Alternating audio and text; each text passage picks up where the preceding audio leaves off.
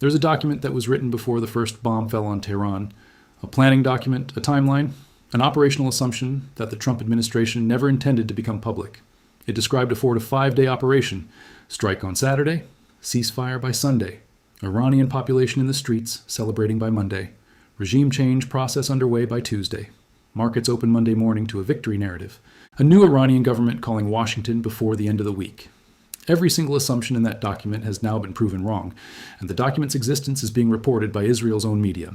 On the eve of the strike on Iran, U.S. officials envisioned a 4 to 5 day operation that would return a weakened Tehran to the negotiating table. Through a mediator, apparently Italy, an American official suggested reaching a ceasefire agreement today or tomorrow.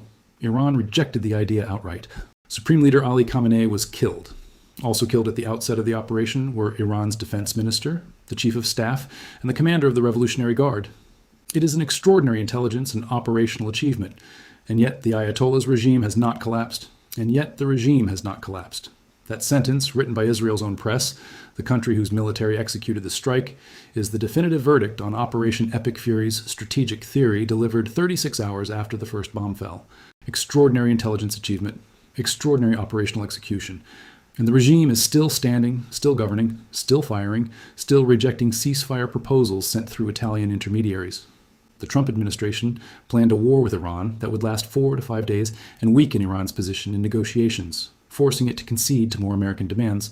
Through a mediator, apparently Italy, an American official, suggested reaching a ceasefire agreement today or tomorrow. Iran rejected the idea outright. To the dismay of the White House, the Islamic Republic of Iran is still standing and fighting back, refusing to surrender. This has put the Trump administration in uncharted waters, unsure how to proceed, as their entire plan rested on Iran surrendering the moment Khamenei and a few generals and politicians were assassinated. Uncharted waters. That phrase, published in real time by geopolitical analysts watching the same events as every government on Earth, is the most precise description of where America stands on the morning of March 1st, 2026. The plan rested on Iran surrendering. Iran is not surrendering. The plan rested on the Iranian population taking to the streets to celebrate Khamenei's death. The Iranian population took to the streets to demand revenge. The plan rested on Khamenei's death, creating a power vacuum that American-backed forces could fill. Khamenei's designated successor, Larijani, is already governing. A new IRGC commander was appointed within 24 hours. The Constitutional Succession Council is functioning.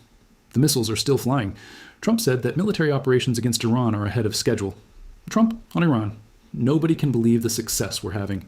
48 leaders are gone in one shot. Netanyahu stated that Israel intends to intensify strikes on Iran in the coming days. Ahead of schedule. Nobody can believe the success. Intensify in coming days. Those statements from Trump and Netanyahu this morning are the public face of an operation whose private face was described by Israeli media as being in uncharted waters after Iran rejected the ceasefire proposal that was supposed to be the exit. The gap between 48 leaders gone in one shot and Iran categorically rejected ceasefire is not a communications problem. It is the operational reality of a war that was planned for 4 to 5 days and whose architects are now discovering that Iran's decision-making does not follow the timeline American intelligence modeled. The Strait of Hormuz is still conditionally closed. The Skylight tanker is sinking. The markets open in hours and Iran just said no to Italy. Stay with me, because the ceasefire rejection is not just a diplomatic development. It is the answer to the question this entire series has been asking since the first carrier arrived in the Persian Gulf 6 weeks ago. What does Iran do when America kills its supreme leader? Now we know. The source document today identifies the precise mechanism by which the Trump administration's 4 to 5 day war plan was designed to work. And understanding that mechanism makes the ceasefire rejection the most consequential single diplomatic event of the past 36 hours. The mechanism was the Syrian model, the Assad model, the logic that says if you eliminate a regime's leadership in a single comprehensive strike, the population that has been suppressed by that leadership will seize the political vacuum. The security forces will stand down rather than fight for a dead leader, and the transition happens faster than any organized resistance can form. That is exactly what happened in Damascus in December 2024. No ceasefire needed, no prolonged ground campaign. Assad fled, the regime dissolved. The transition began. Trump told Iranian security forces to peacefully merge with the Iranian patriots. The entire plan rested on Iran surrendering the moment Khamenei and a few generals and politicians were assassinated. The Iranian population's reaction was the opposite of what was predicted. Millions poured into the streets demanding revenge rather than celebrating. Peacefully merge with the Iranian patriots. That phrase, repeated by Trump in multiple statements since Saturday, is the specific language of the Syrian model translated to Iran. The Syrian army merged with the opposition. Iran's IRGC and regular military are supposed to merge with whatever American-backed force takes power. The problem is that the IRGC, the institution that the Syrian model required to dissolve, just appointed a new commander within 24 hours of its old commander's death, launched 6 waves of attacks against 27 American bases, fired the Fatah hypersonic missile in combat for the first time, and had its designated National Security Council successor publicly vow to stab America in the heart. The Skylight tanker, hit by an Iranian anti-ship missile, is sinking. The U.S. Navy aircraft carrier USS Abraham Lincoln, a $13 billion vessel, came under fire but was reportedly not hit by Iranian missiles. According to CENTCOM, the United States denies the defeat of the aircraft carrier Abraham Lincoln. The Abraham Lincoln came under fire. CENTCOM said it was not hit. CENTCOM also said there were no American casualties for 36 hours before confirming 3 dead. The pattern of official American statements and subsequent corrections has been consistent enough over the past 36 hours that every journalist, every intelligence analyst, and every investor currently making decisions based on CENTCOM's live updates is applying a correction factor to each one. The Lincoln was fired upon.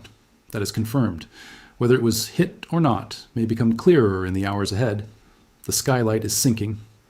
That tanker, the Palau-flagged vessel attacked in the strait with Iranian and Indian crew members on board, is now confirmed sinking off the Omani coast, according to international shipping agencies.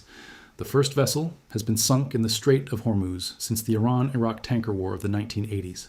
Every maritime insurer on Earth is now calculating what the sinking of the Skylight means for their coverage of any vessel that attempts transit in the next 72 hours. The answer, according to Lloyd's of London sources speaking to Reuters this morning, is that war risk premiums for Gulf transit have risen to levels not seen since the 1980s tanker war. And even at those premiums, multiple insurers are simply declining to write policies at any price. Washington conveyed a proposal for an immediate ceasefire through a mediator, reportedly Italy, but Iran rejected the offer outright. Prior to the attack, U.S. officials had envisioned a short campaign lasting 4 to 5 days, designed to pressure Tehran back to the negotiating table. 4 to 5 days. That timeline, designed, planned, briefed to senior officials, and now confirmed by Israeli media, explains why Trump is telling interviewers the operation is ahead of schedule while simultaneously sending ceasefire proposals through Italian intermediaries.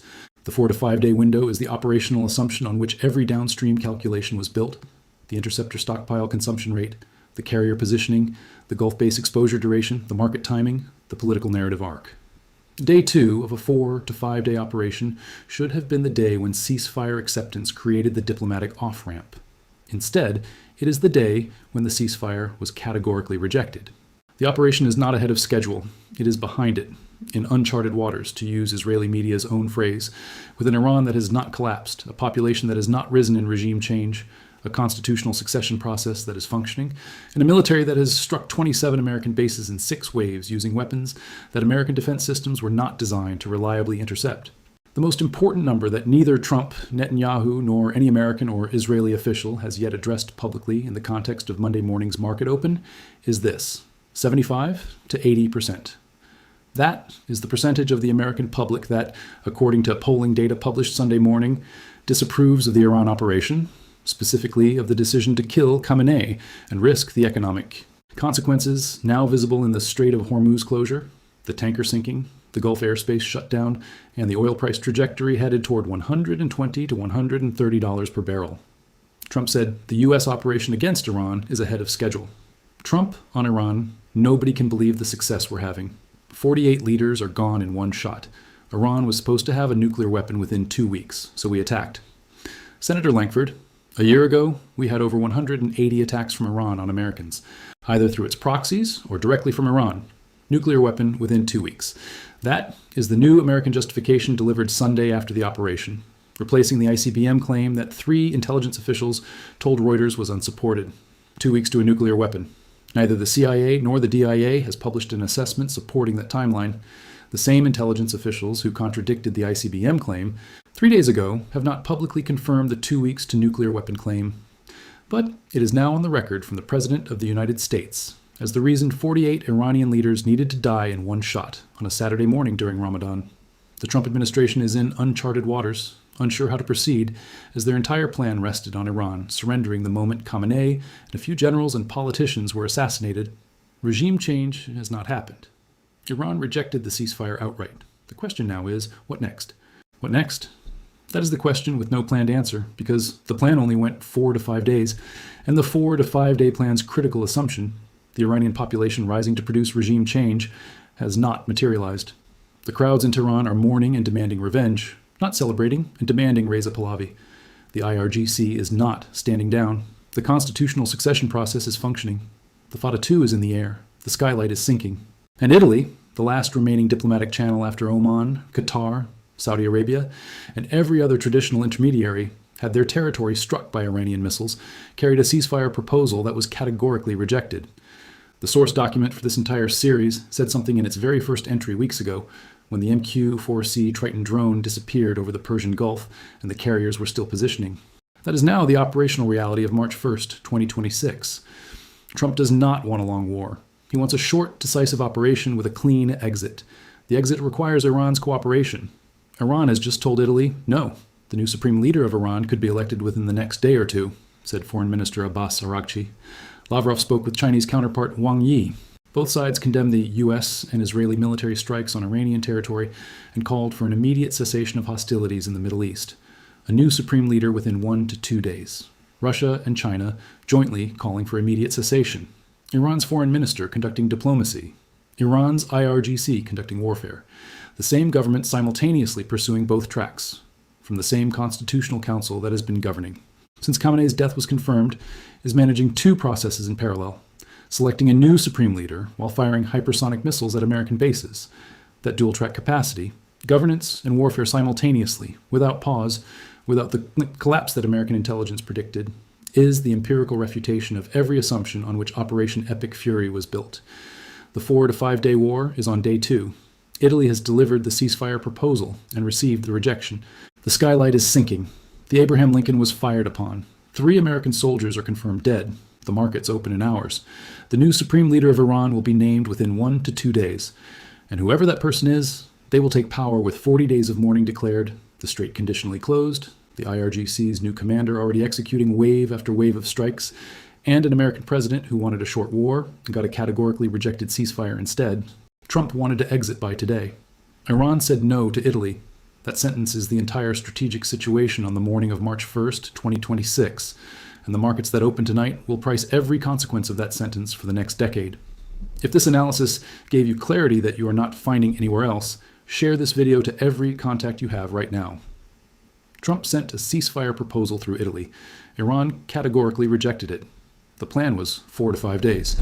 The regime did not collapse. The skylight is sinking. The Abraham Lincoln was fired upon. And the new supreme leader of Iran will be named within 48 hours while the missiles are still in the air. Subscribe to Backdoor Economics, because the real story is always behind the door they keep closed. Hit subscribe, turn on notifications, and stay with us. The next 48 hours will define the next decade. Backdoor Economics.